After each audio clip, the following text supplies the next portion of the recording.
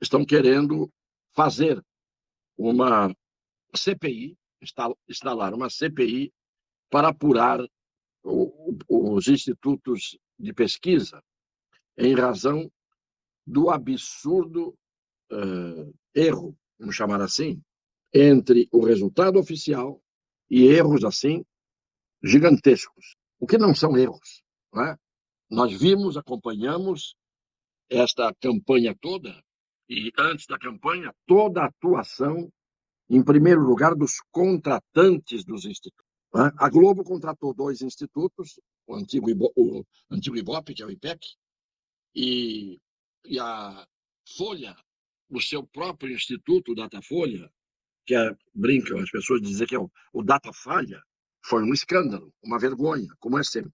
Esses institutos são agentes para provocar determinados resultados. Não é pesquisa para se saber a realidade. É pesquisa para promover uma realidade. É pesquisa para forjar uma realidade. Aí os sem-vergonhas, os praticantes da disfarçatez como hábito, vieram hoje com as desculpas, pensando que fazem o povo de idiota. Então eles vieram com a desculpa de que o eleitor mudou no último dia. Eu não vou nem entrar nisso, que é tudo perder tempo argumentando em cima da disfarçatez dos outros. Não vou perder tempo com isso. O que eu vou fazer é, primeiro, dizer que CPI é inútil. Fazer uma CPI para apurar a desonestidade, o descaramento dos responsáveis pelos institutos de pesquisa e por seus agentes. Não, isso não funciona. O que funciona é a punição. A partir do momento em que eles erraram, entre aspas, em que eles resolveram distorcer o resultado da opinião pública. Vamos trocar o erro por isso. Distorção intencional do resultado da opinião pública. Na medida em que eles resolveram fazer isso, dolosamente, intencionalmente, primeiro, eles partiram para a desinformação. Segundo, eles criaram a fake news. Terceiro, eles praticaram atos antidemocráticos. E aí eu volto para o senhor Alexandre de Moraes, que faz parte desse sistema de querer punir fake news, de querer punir a desinformação, de querer punir essas distorções da verdade e de querer, portanto, fazer no seu interesse e no interesse dos seus aliados uma transformação da realidade. Ato antidemocrático, fake news, essas coisas foram feitas pelos institutos de pesquisa. Se o senhor Alexandre de Moraes tivesse um mínimo de vergonha, ele já teria determinado hoje a suspensão desses institutos. Deveria proibi-los de agir até o próximo dia 30, que é o dia da votação do segundo turno das eleições.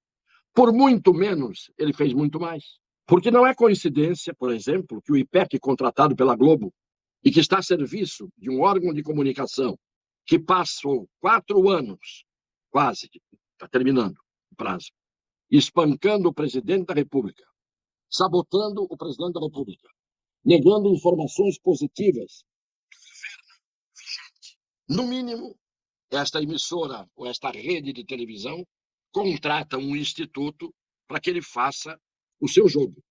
E o seu jogo é um jogo de bombardeio, de espancamento, de desinformação em relação ao presidente da República. A mesma coisa a Folha e o UOL, proprietários do Datafolha. Suspensão, porque se fosse o contrário e o tal erro, que na verdade é a distorção da verdade e da realidade, fossem em favor do presidente da República, já estavam hoje todos suspensos pelo senhor Alexandre de Moraes. Porque esta é a atitude dele habitual, agir de forma dura e muitas vezes inconstitucional e ilegal contra determinada faixa de pensamento, de ideologia ou partidária. É isso que todos vimos. Então, quem confia nos institutos de pesquisa? Quando eu falei aqui, na antevéspera da eleição, ignorem as pesquisas, porque elas são fraudadoras da realidade, eu tinha razão. Não sou leviano. Então, nós continuamos ainda num clima tenso, em terreno movediço. Mas a primeira coisa para tornar esse terreno mais sólido era hoje o senhor Alexandre de Moraes, o senhor Benedito Gonçalves, o dos tapinhas no rosto, tomarem uma atitude contra os institutos de pesquisa se tivessem peito e estivessem isentos. Não poderia deixar de terminar dizendo duas coisas. Papelão que fez o Ciro Gomes. Porque se ele tivesse ficado neutro ou viajado para Paris, como fez da outra vez, teria mais coerência.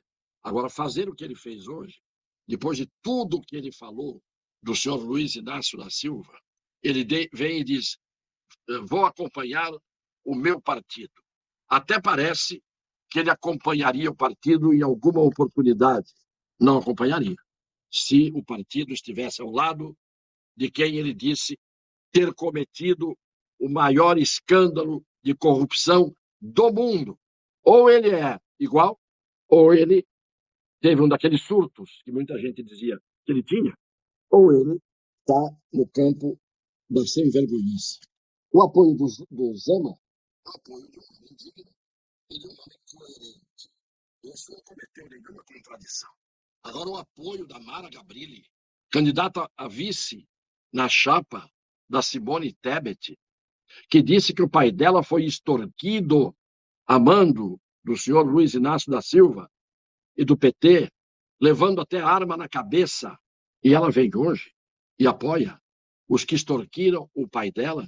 Vão dizer, ela ficou neutra. Quem fica neutra diante de alguém que não fez nada contra o seu pai, de alguém que não matou, porque ela disse que ele matou, mandou matar, Celso Daniel. Mas isso não é o importante, porque essa prova eu não sei se ela pode exibir. Mas ela disse isso, ela disse ter visto dentro da casa dela os autores da extorsão, a mando do candidato Luiz Inácio da Silva e do Gilberto Carvalho, palavras dela, colocando a arma na cabeça do pai dela, do empresário, e hoje ela fica neutra. Como é que você pode ficar neutro entre alguém que extorquiu seu pai, que ameaçou seu pai de morte, e alguém que, segundo ela, na opinião dela, não é um bom governante? E ela devia achar a mesma coisa do candidato do PT, porque ela nunca foi do PT, foi anti-PT. E agora ela fica neutra. Outra decepção imensa. O Garcia de São Paulo tem um mínimo de coerência, porque ele nunca foi PT, sempre foi adversário do PT. Mas, de qualquer maneira, disse coisas que não deveria ter dito e agora tem que engolir. Então, esta eleição do dia 30 é uma eleição absolutamente independente da eleição de domingo.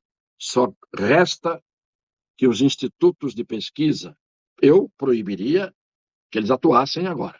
E os colocaria num inquérito policial e, portanto, estariam absolutamente suspeitos, não poderiam praticar pesquisa. Mas sabe o que vai acontecer? Mesmo que eles façam as pesquisas e divulguem as pesquisas, e a Globo correndo hoje já contratou um instituto, parece que a pesquisa primeira já sai amanhã, vão perder tempo. Vão ficar todos com a cara que estava ontem a turma da Globo News, cara de velório. Eles estavam todos com cara de velório. Por quê?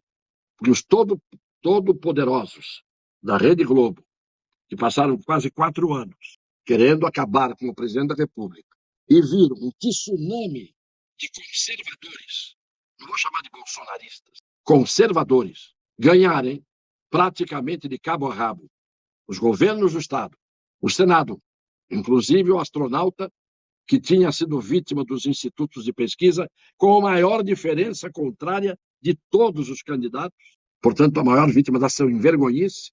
Quem é que vai acreditar hoje se os institutos se atreverem a vir com pesquisas? Mesmo que não sejam suspensos, vão ficar com as suas pesquisas na mão, assim, ó. Então, tudo que nós falamos aqui, alguns pouquíssimos divergiam, pouquíssimos, um número insignificante. Se confirma e se comprova que a nossa análise ela é isenta. Eu tenho lado, mas na hora do comentário eu mostro qual é o lado que está agindo desavergonhadamente e qual não está. Se fosse o contrário, se o meu lado fizesse ou fizer algo desavergonhado, eu vou fazer o mesmo tipo de crítica se isso acontecer. Mas eu tenho certeza que não deve acontecer, porque se tivesse que acontecer nesses 4 anos, já teria havido o tal golpe que todo mundo ia dizer que ia ter e tudo aquilo que todo mundo disse que ia ter. O presidente da República, nesses 4 anos, pregou pátria, família, liberdade e, antes de tudo, Deus. O presidente da República, nesse período, falou mais do que nunca e nenhum presidente fez igual em liberdade. E não atolheu, e não calou a boca de ninguém. Portanto, vamos ficar com a verdade, que é, às vezes, incômodo ficar com a verdade. Mas é muito bom que a gente esteja com ela.